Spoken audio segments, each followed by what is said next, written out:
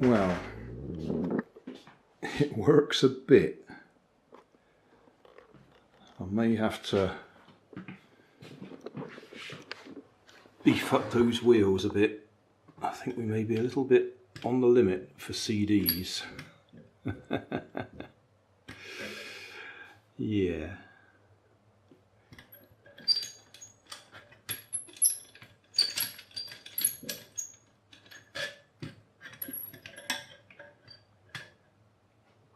Right, I'll see what I can do.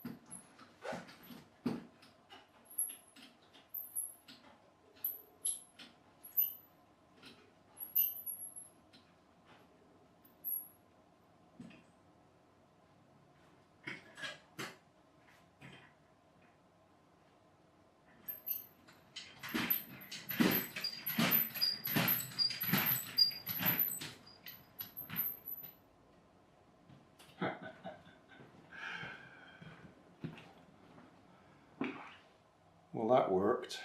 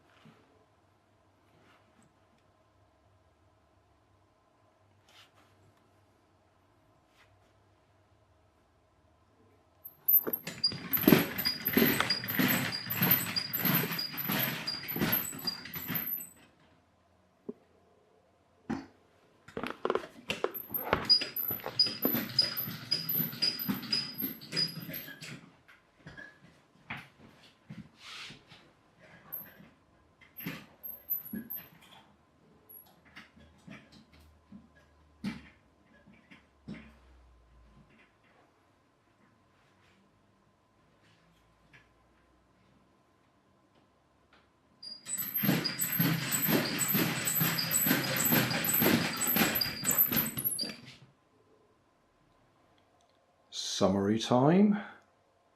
What have we got? We've got a rubber band powered folding chair.